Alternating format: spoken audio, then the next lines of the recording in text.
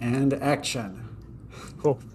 Welcome to Vamoose. This is the first episode or the pilot, so I don't know if we're going to get canceled yet. But anyway, we have a special guest today. Um, his name is Marco Hansen, and he's going to be talking about his experiences learning languages.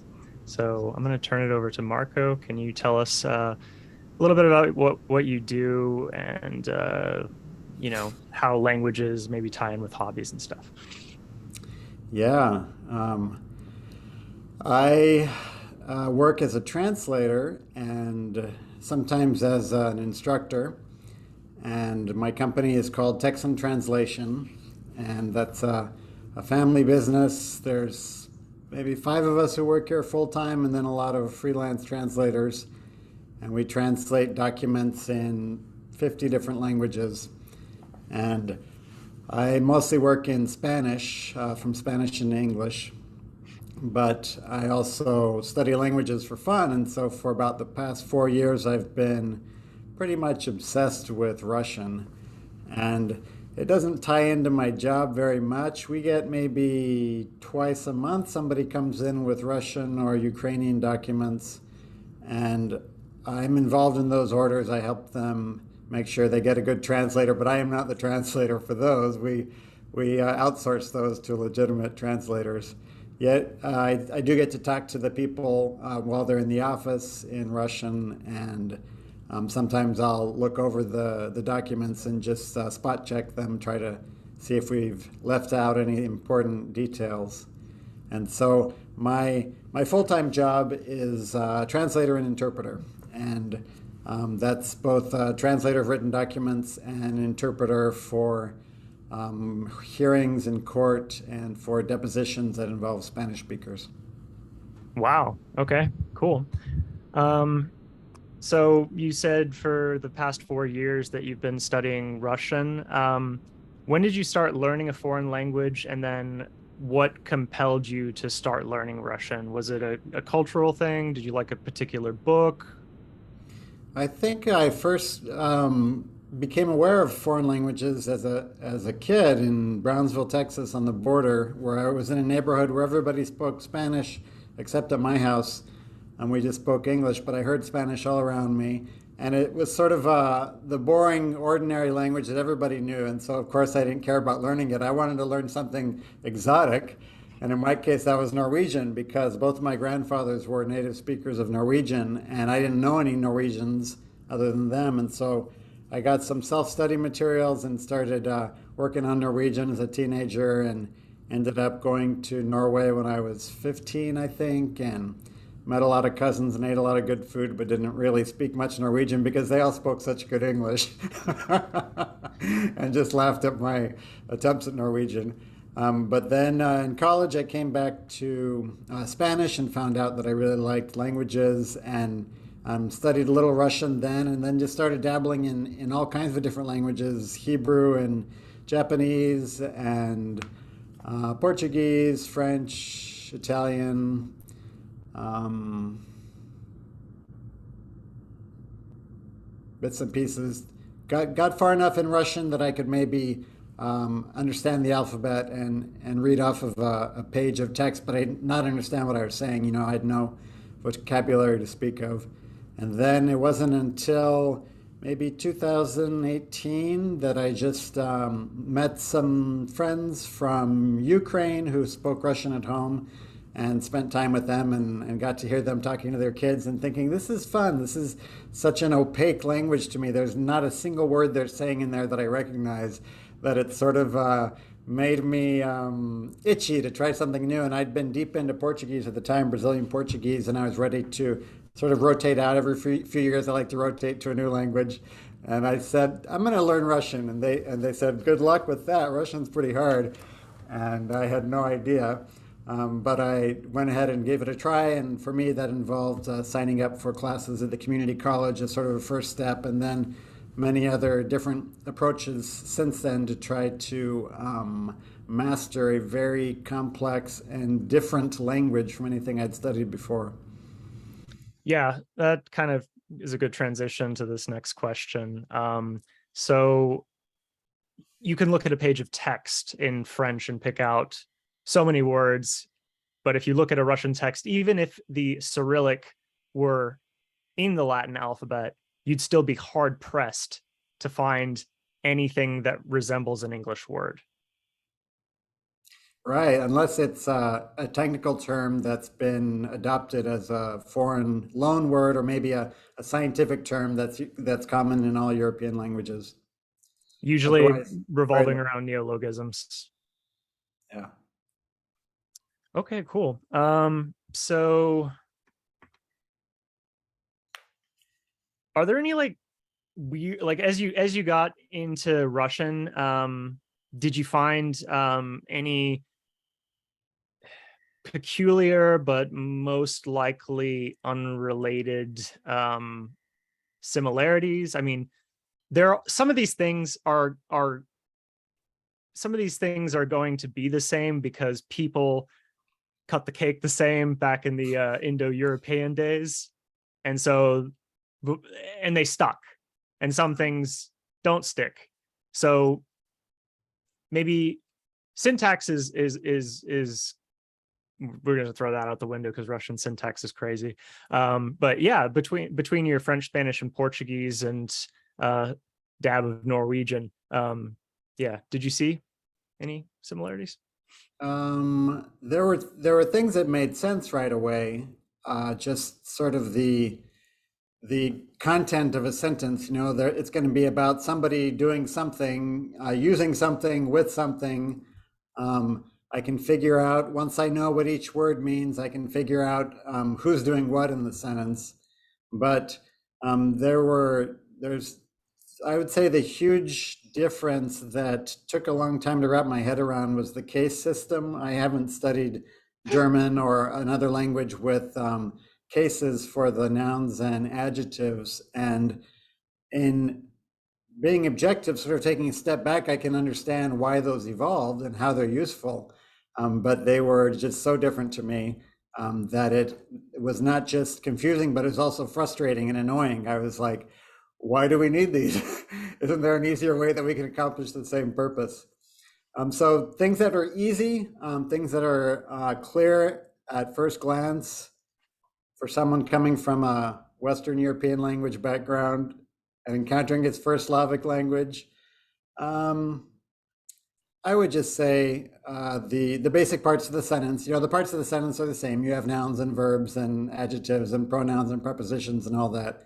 So because it is an Indo-European language, it's not going to be as totally alien Weird as like as a Thai or something. East Asian or South Asian language, Southwest Asian. Arabic was stranger for me when I studied that. Yeah. You mentioned the case system. Now, I'm aware that German and Russian especially are heavily inflected for case. That being said, to what degree, as a Spanish instructor, and having to know parts of speech help you kind of identify, because it's hard to define case, right? Like it's basically just a grammatical function. Yeah. Having the grammatical background in other languages was a big help. I remember seeing classmates who spoke Russian already as a heritage language, or maybe Moldovan or Polish at home, and it was a Slavic language, and so they had a feel for the cases that I didn't have. They just knew which one sounded right innately because it sounded like the way grandma used to talk. And coming in, I didn't have that advantage, but I had a real good understanding of just the way grammar works in general. I've had to teach Spanish grammar for so many years, and I've applied the rules of Spanish grammar, which are based on Latin, to all the other languages that I'm learning, that I know exactly what a noun is, and an adjective and an adverb and a conjunction and a preposition and a pronoun. I've got those down cold. And so because those categories make sense in my head, when somebody tells me, oh, this is an adjective, That makes sense. This is an adverb. Well, I know what adverbs are like, and I know what they do, and I can just plug in the Russian ones and then take off running in a way that somebody who hasn't studied language formally has trouble doing. Absolutely. And it's like, it's kind of, it seems like a bit trite to like, because typically even like people who don't have knowledge of any foreign language tend to say like, oh, I heard that once you get one down, the second isn't so bad. And it's true, but only to a certain degree. Right. If you've studied French and you decide to pick up Italian, well, you're going to find, I forgot what it was, 60, 80% lexical similarity. Hmm. So you're probably not going to have a hard time. The grammar is probably more or less the same. It Yep. seems that all the Romance languages like sticking object pronouns before the verb, or a lot of the time. Uh, I think Portuguese might be an exception. You could tell me, but yeah. um, yeah, uh, cool. Yeah. When you go from Spanish to French or Portuguese or Italian, I mean, just being an English speaker is a huge advantage because English has such a heritage from the French Norman invasion that left behind half of its language in England. You know, English is the love child of Germanic and French influences, half German and half French. It seems like, Half but knight and half wench. but when you have one Romance language, then you're about two-thirds of the way to any of the other ones that you want to study. Yeah, I agree with that point. Knowing German definitely helped going into studying Russian. Um, Not because, well, some vocab similarities, but yeah. How have you been learning it? And then also, like, when you begin, are there different methods, I guess, for learning, different avenues that you use? Um, Obviously there are, but like when you're, what avenues do you use to help you learn? And then do you use certain avenues at certain points in your level of fluency Yeah, there was for a people great like book. starting out? You know what I mean? There was a great book that I read back in my early 20s by a polyglot in New York. I think he's a founder of the Language Club. His name is Barry Farber, Farber, and it's called something like How to Learn Any Language. um, Looking for the exact title. But he just had several tips that he had used to learn lots of different languages. And one of them that really made sense to me was what he called the multi-track attack. Hmm. And in a nutshell, he says, don't just find one system. Don't look for the one perfect system to learn a language. Look for every system that exists because different systems are going to make sense to different kinds of learners and are going to make more sense with different languages. And so in my case, I signed up at the community college for classes. I got private tutoring. I downloaded audiobooks. I downloaded podcasts.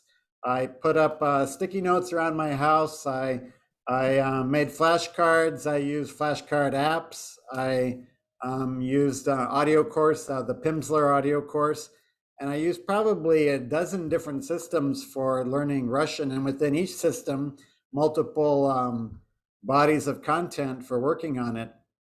And I think that for one thing, that keeps it more entertaining than if you're just stuck in a single system. It helps stimulate the brain and it sort of brings the subject to life, but it also helps in different times of the day.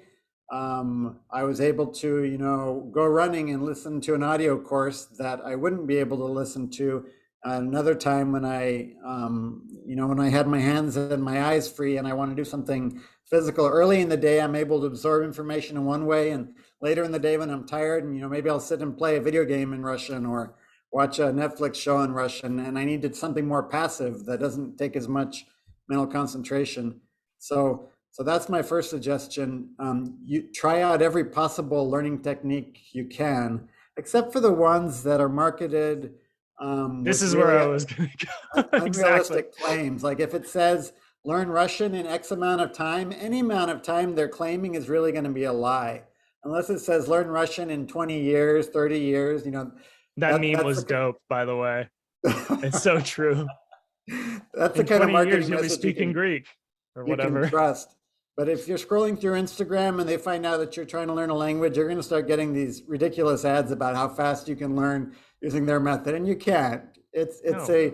It's think of it as a marriage. You're marrying this language, and you're going to spend the rest of your life together, and it's going to take 10,000 hours before you feel comfortable communicating in the language. And so it's just buckle down for the long haul and enjoy the small steps. Don't try to rush it. Don't try to say if I'm not speaking in a year, then I've failed. No, just commit to it for the rest of your life and say this is going to be a journey that I enjoy discovering bit by bit, and it's never ending. You never get to the point where you say, well, Russian's now boring because now I've mastered it. No, it's until you die, you're going to be discovering new things that you like about it.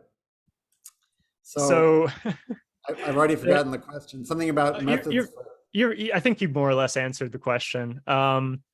So tying this kind of ties in a little bit, but oftentimes when you encounter these ads, they say like something along the lines of make you fluent.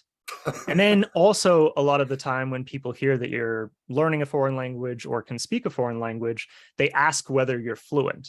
Yeah. And this is something that where I just don't know what they mean.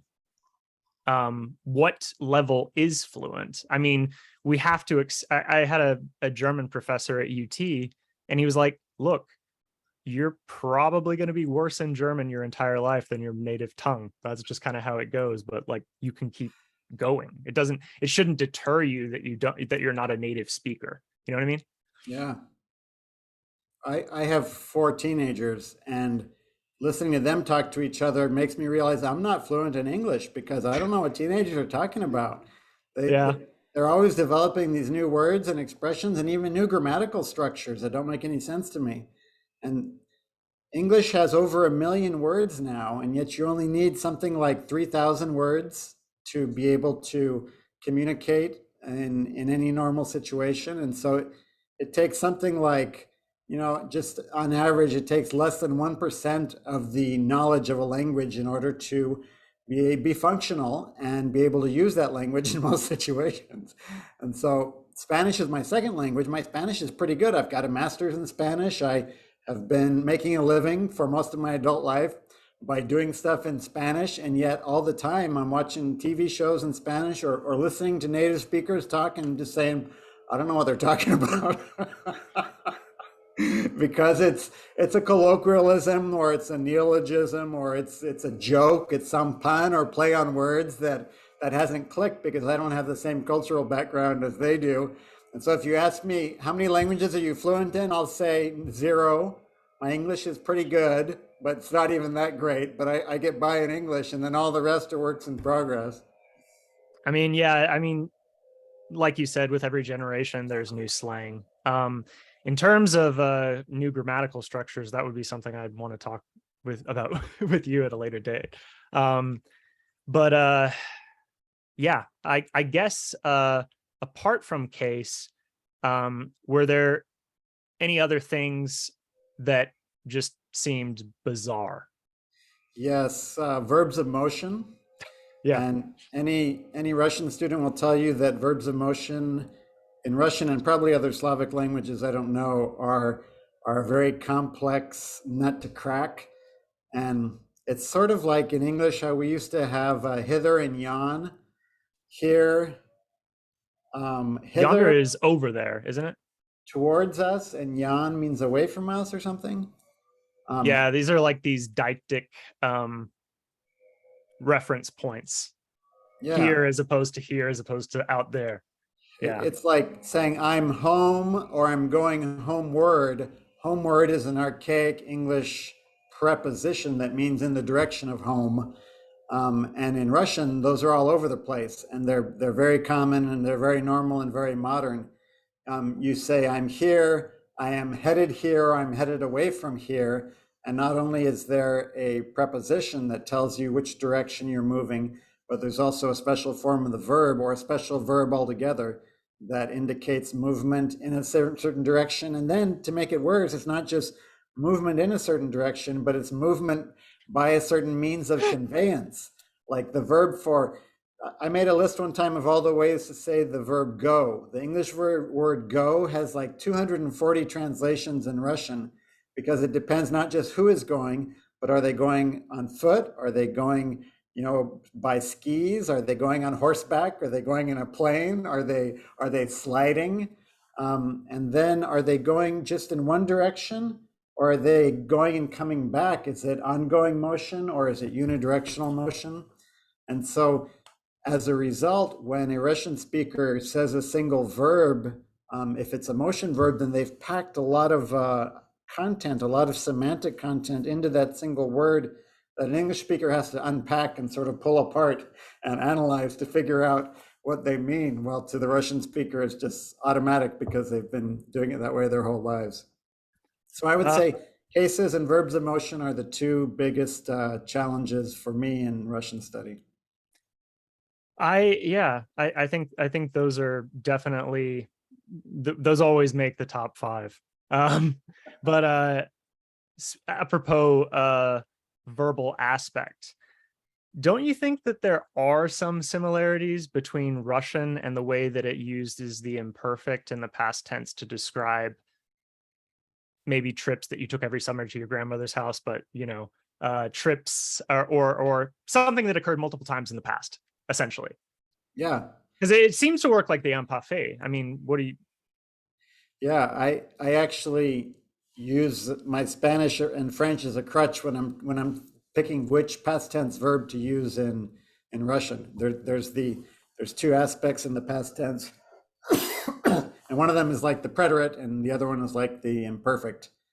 And the actually the verb overall in Russian is easier than in the Romance languages. There's less to keep track of. There's just basically a present tense, a perfect tense, and a future tense, and then there's the two aspects, the perfective and the imperfective. While with, say, a Spanish verb, I think I counted like 14 different conjugations for the verb. This is what scared me about Spanish, is like I looked at one of those charts and I charts for like things like conditional, and it's like I'm pretty good at like learning endings, but it just seemed like, okay, people say Spanish is easy, but I think in some ways it is in terms of pronunciation, but morphologically, how they inflect things to convey case, yeah, it's pretty heavy shit.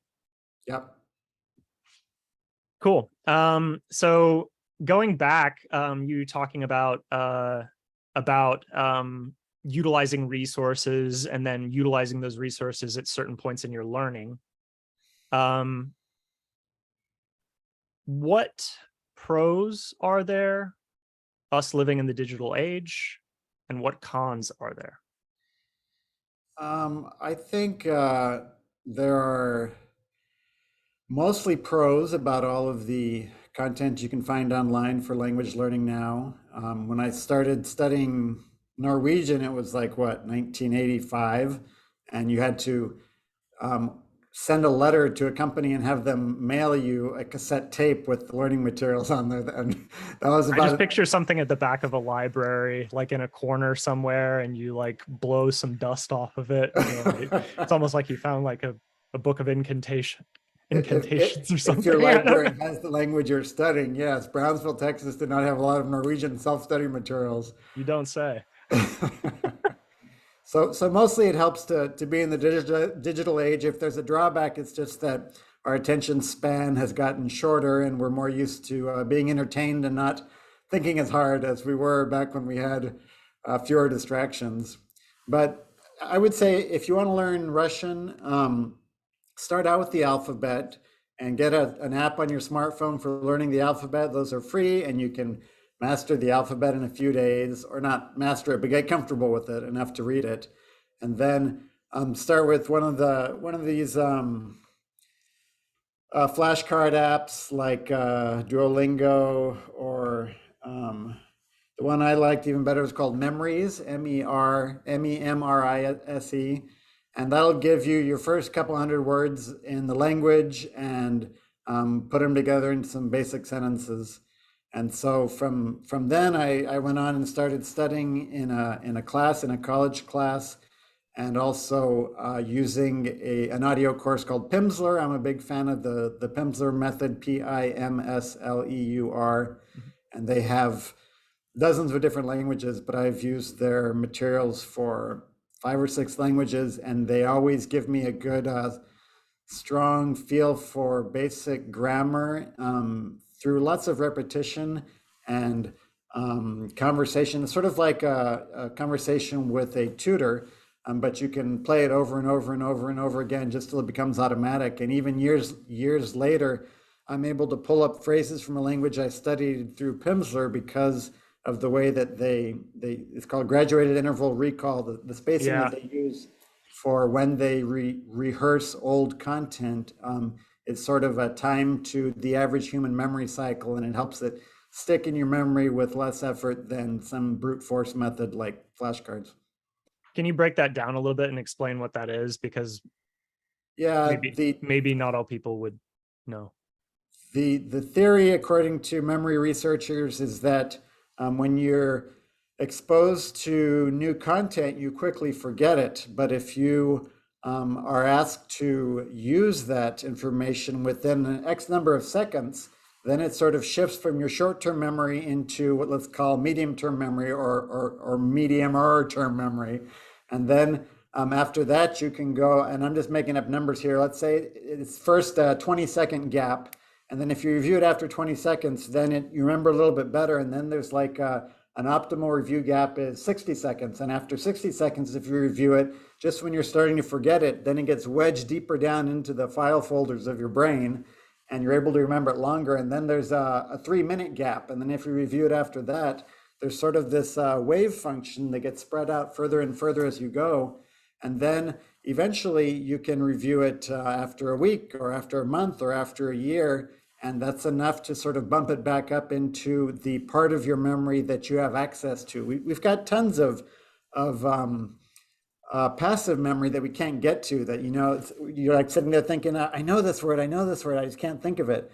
And so the point of some of these technologies like what Pimsleur uses is working with the resources that we do have in our memory to make things that we want to recall be available to recall when we want them. Exactly. And one of the things that I really, really like about the Pimsleur method is they do kind of basically, they essentially define 2 categories of words that have a grammatical function, and then just nouns, essentially. And content words, thank you.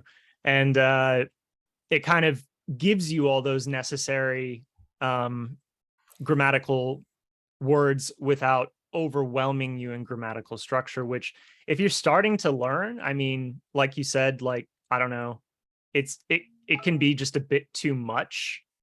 And I think honestly, like for people who are on like an A1 or A2 level, one of the best things you can do is listen to audio content and repeat, and like not getting so hung up on like, oh, did I learn the correct dative case endings? I have a kind of a question I actually didn't intend to ask you, but I'm kind of curious about, just from my own experience. So I find sometimes that whenever I try to speak Russian, that my brain goes to whatever side containing foreign language knowledge, and then I respond in German, and then I'm like, wait, no, don't do that. Like, do you experience that ever? Yeah. Oh, you bet.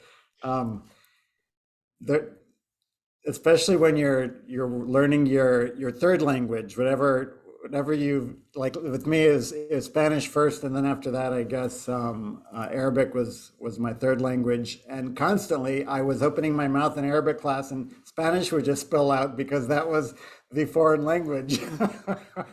To be fair, Spanish does have like quite a lot of Arabic vocab with all the AL words and whatnot. Yeah.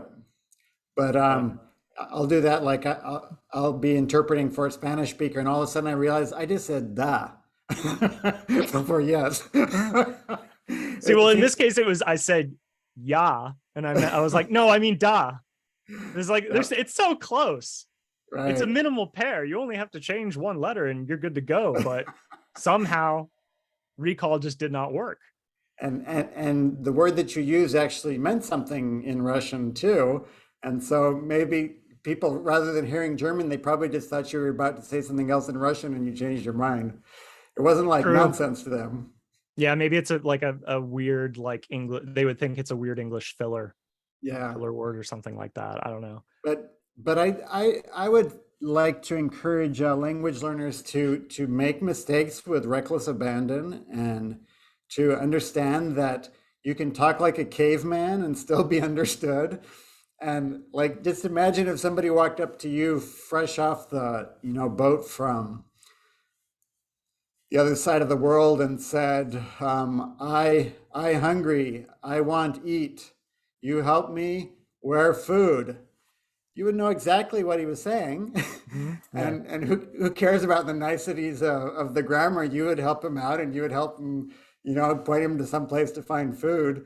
And if we can sort of get past our pride and be willing to sound like a caveman, um, and find people who are willing to practice with us, we can communicate a lot better and a lot faster than we expect to be able to. And then with time and exposure, the when people laugh at you, that's good feedback. When they imitate you, that's good feedback. And then when you listen to the way that they repeat it back to you, that's even better feedback. And so each conversation you have is just a chance to sound a little bit less like a caveman and be a little bit clearer and more natural in what you're trying to express. That's a great answer. I love that. So it's a comment on this, talk like a caveman thing.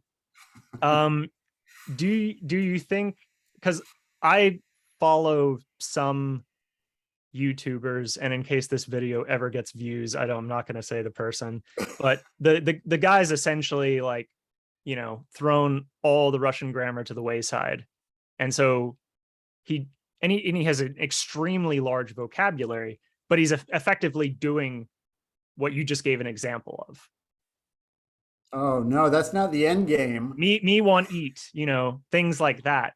and Yeah. and that's kind of when your goal is just to get to that place. I feel like you're missing so much of the language. I mean, it's not that like syntax is going to yield some sort of great revelation about Russian culture, but you also lose some of what that language is able to do. I mean, because of Yeah. the case system, Russian goes bonkers and they stick verbs at the end sometimes. Sometimes it's in third position, like it would be in English, in front of behind an adverb. Yeah, and sometimes it's in the middle of the sentence. Yeah. Yeah. And then, the other one that I like is that them using the they form in order to have a passive voice construction, Mhm. even Yeah. because they don't have passive voice. It's a good Really, trick. it's a fun trick for sure. Yeah, I'm not advocating that you never learn the grammar, just that you don't be afraid to open your mouth early on. I like that. Yeah, for sure. I feel like you have to pay attention to both. And also, like, even when people are extremely good in both, as you said earlier, it's still something you're going to continue on with probably for the rest of your life. Yeah. Um, I think one problem people have is motivation. And I often get people asking things like, well, um, how should I learn? And not necessarily about the learning tools that we've already discussed, but I usually point them to either media or something interactive online, Yeah. like a video game. Um, how has that benefited you? I had, for example, I had so many kids learning English in a German class when I was in Austria, and they got good, really, really good at English just by playing Xbox Live. Huh. It's like, okay, like, I mean, you get cursed at so many different times, you know, my pick it my up. best English students when I taught ESL in the Middle East were the ones who loved American hip hop music. Yeah, exactly. Hip hop is good because it's people speaking clearly and idiomatically in American English. And so they just listened to that hour after hour and their English got really natural and they knew how to express themselves. They had sort of a hip hop feel when they would speak, but it was excellent fluent English. Which brings me to a point I want to make. It's just like don't go to media that necessarily reflects cultural stereotypes. So like, just because you're learning Russian doesn't mean you have to only listen to balalaika music, you know, Yeah. you know, I, or only listen to certain genres you know, you, because they make literally everything pretty much. yeah, it's such a massive culture. It's like going to another planet, discovering, exploring the Russian speaking world. There's so much you can do within that context. But you touched on emotion, and I think emotion is the big overlooked component of language learning in a college setting. It's all very abstract and scientific and rule bound, but unless you're excited about the language, you can't learn something that you're not excited about, that you don't enjoy. And so please, if you get bored with the way that you're studying Russian, study it a different way. Just get on YouTube and start trying to find a genre of music in Russian that you like, or get on Instagram and start following celebrities that are interesting to you, and then reading the comments that people are writing in Russian on social media. Or if you like, literature, of course, there's lots of great Russian language literature. For me, I'm not interested in reading the classics in any language, much less a hard new language like Russian. But there are short stories by famous Russian writers that I enjoy that are simple and they're more bite-sized. I found that my Russian language professors vastly overestimated our ability as students to understand authentic Russian literature, and they were assigning us a reading that was like maybe 1,000 times too difficult for us. I think I know Um, what you're talking about, the Dien Без Vranya thing, that among book. among other books, right. And Yeah. so you as a learner are the world's number one expert on what your level is. And if someone's deciding you're reading that's too hard for you, get out there and find reading that's at your level. I read a lot of kindergarten books, fairy tales. I'm reading Winnie the Pooh right now in Russian, and that's hard. And I'm reading the Russian version of Wizard of Oz, which is sort of like a fanfic. Hey, that's it right there. Yep. Oh, whack the mic. Oh well.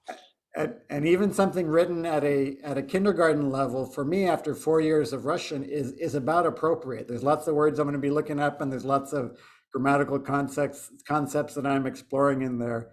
And so don't be afraid to use children's literature as a language learner. It's a great intermediate step, because every Russian speaker in the world started out with children's literature. That's part of the learning journey for You get even your adults who are upbringing, fluent. so to speak.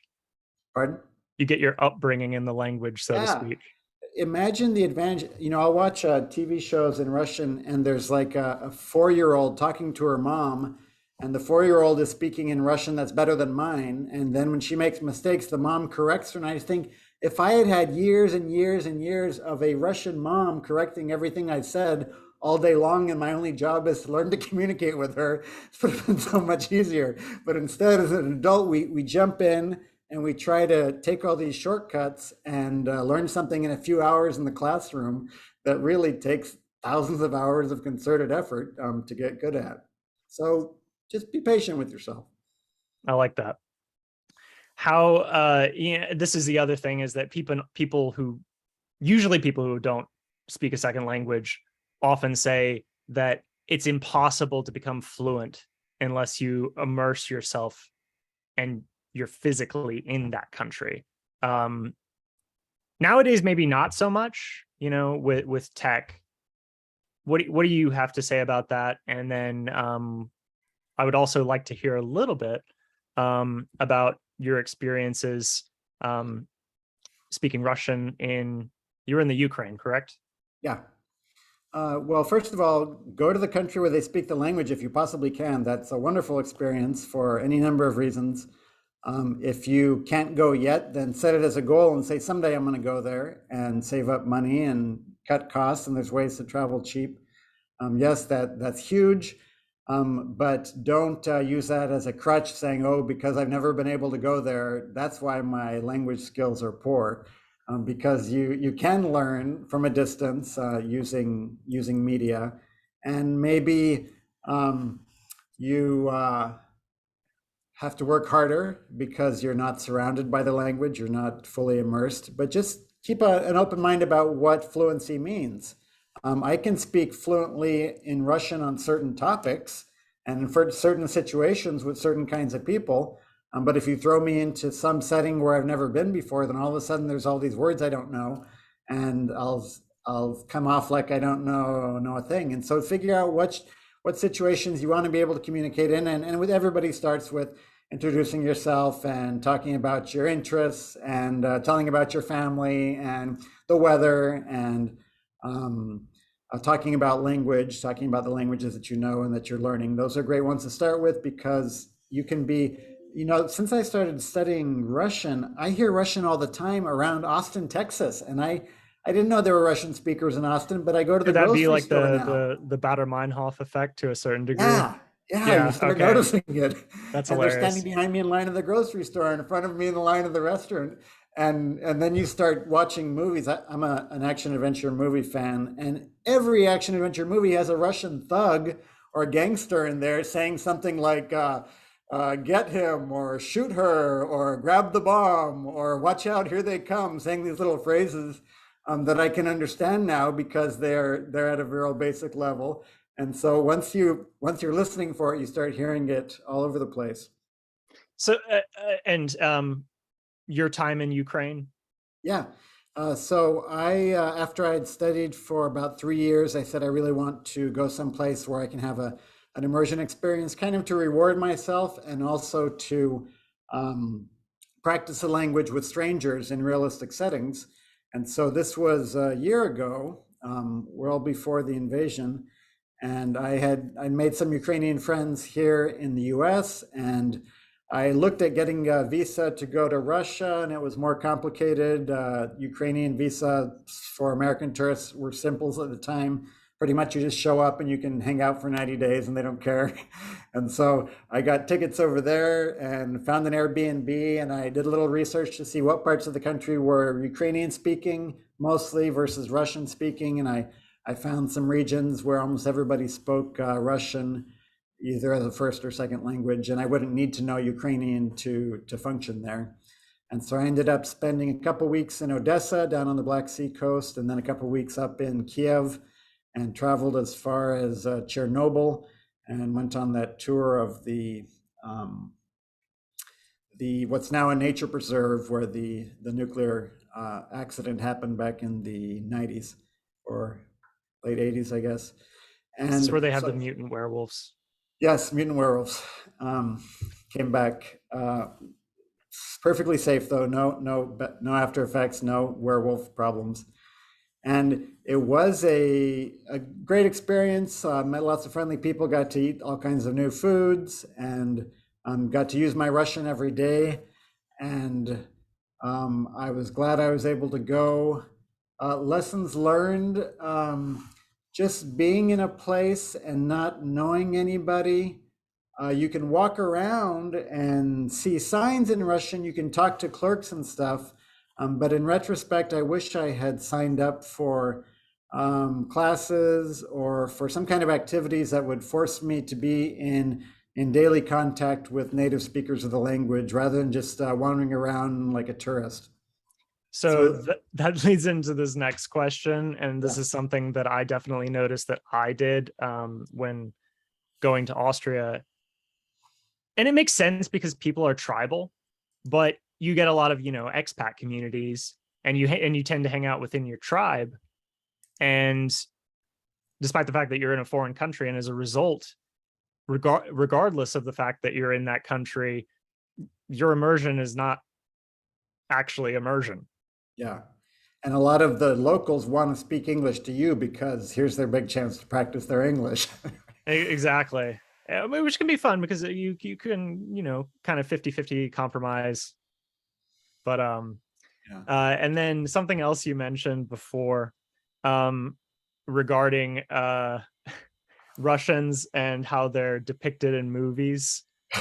Um, because like also like it extends to other things. Like people often say to me that Russian is a very hard sounding language, and they don't mean hard. It is hard, but they mean harsh. Yeah. Like, and they think that it sounds like very, and I don't. I'd actually say it's probably the softest language I know Huh. because of all the aspirated, All the yeah. all the yeah, sticking a yeah at everything, ending everything. Dabro pajalovats. Yeah. That little. I Um, I listened to this poet in who has a YouTube station. I can't think of her name right now, but she recites poetry into the camera and just has the smoothest, softest, most melodic voice. And I think the people who tell you that Russian sounds harsh are just thinking of the gangsters and the thugs in the movies who are screaming at each other. And it's not the language that's harsh; it's these actors who are pretending to be harsh. yeah, and it's I mean it's typical of governments trying to promote nationalism and ensure divides between people. It's just like ultimately people are people. There's some good Yeah, ones, there's some shitty ones, but you yeah. can't say that a whole entire nation over there are, essentially bears ready to maul you to death. It's just not the case. Um, Nope. watch out for the Russian mob though. Don't mess with them. Okay. Um, yeah. Um, anything that you would like to add that we have not yet talked about? You do have some interesting mnemonics. Oh yeah. We could touch on those. I think they're kind of cool. I I made this wallet reference card that I would recommend Russian students come up with something like this that has the six. I know you can't see it on there, but it has the six cases and it has examples of typical endings for adjectives and nouns in each of the cases. And then it has the questions that go with that case, like different ways to say who or what. And then also the prepositions that are normally used before nouns and adjectives in that case. And this one little summary, this chart, is something that I've been staring at and using on a daily basis for years now, and it's finally starting to make sense to me. But I just review it constantly, and I use it every time that I'm studying because the cases were so new to me when I came to the language. And there's six cases in Russian, which are the nominative, the genitive, the dative, the accusative, the instrumental, and the prepositional case. And to help me keep them straight, I assigned a personality to each one. And I just came up with somebody's name, like a celebrity name that started with the same first letter as that. And so for the nominative case, I associated with Noah, as in Noah's Ark. The genitive case is Jennifer. Who is the actress Jennifer who is in Love Alias? Hewitt or Jennifer Garner. Aniston or Jennifer Garner. Gardner. Okay, the other one. Pick a Jennifer, any Jennifer. All right. The dative case, I think of Damon, like Matt Damon, as in Born Identity. No good. For the accusative case, I used Axl Rose, 90s kid here. For the instrumental case, I used Indiana Jones. And for the prepositional case, I used Presley, P for Presley, Elvis Presley. And so all of my mnemonics, when I'm trying to remember things associated with that case, are that celebrity acting out some ridiculous, violent, colorful, shocking, offensive action that involves nouns and adjectives in that case. And like if I, for example, when I'm trying to remember that the preposition ought, OT, or ought in Russian, is always used with the genitive case. I picture ought sounds like an otter. And so There's some mnemonic that involves Jennifer Garner and an otter, and nothing bad, nothing dirty here. But she has a pet otter in the mnemonic, and so anytime I hear hot ot, I associate which one of my celebrities is doing something with the otter, and it's Jennifer Garner that comes to mind, and that helps me remember that this preposition goes is followed by an adjective or a noun in the genitive case. And so I made all these charts and games and flashcards and stickers until I could fix these 6 cases and these 6 celebrity personalities in my head with the corresponding prepositions. And it made a difference. And I remember telling our instructor, our professor about this. And it was just so weird to her that I think it was too late for her as a language learner because the cases were such a part of who she was. The bizarre nature of my mnemonic was just sort of disturbing.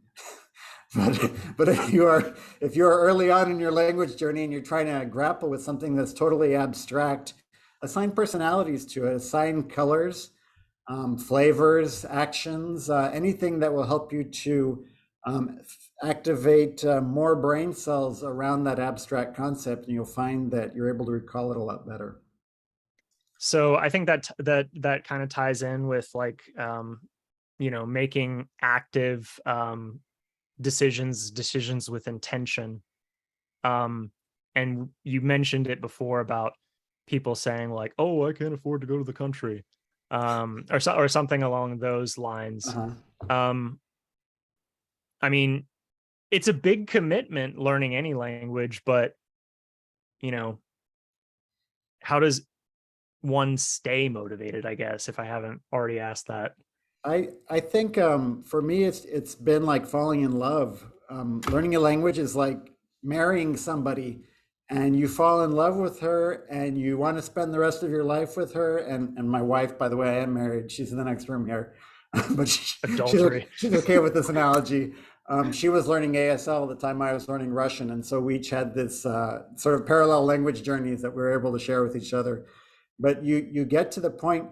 I don't think there's any way to learn a foreign language without loving the people who speak that language. And you can be irritated with some of them. You can see some of them are jerks, but you still find so much about their way of viewing the world that's admirable and that's fascinating. That there's no way that you can have this relationship with their language without having a relationship with them and making friends in that country and just be fascinating with the stories they tell and the songs they sing and the dances they dance and the art that they create. And so I would say the way that I've stayed motivated is through the culture. The language is just a gateway to the culture. The real prize that you're getting to is the way of life or the ways of life that the people who speak this language have developed. And that's just endlessly fascinating. Especially nowadays where we live in such a politically torn society. Also, I have to say it does create normally a more cosmopolitan, better informed type of person because you're able to access so much more media and you can get different sides, especially as concerns global conflict. I don't know, that's just it's I don't know, it's kind of about growing outside of your community. And that's like it's some people want to just kind of hang out in their village and plant potatoes and die, but there are other people who want to go out and see the world. And I imagine that most people who are learning a foreign language also want to do that. It's the exploration, it's the discover, romance, like with the woman. But have you heard the metaphor about fish swimming in water, and one fish says to another something about the water, and the second fish is like, "What's water?" And he doesn't realize that they're both swimming in the same water together because it's just everywhere. He's never thought about it.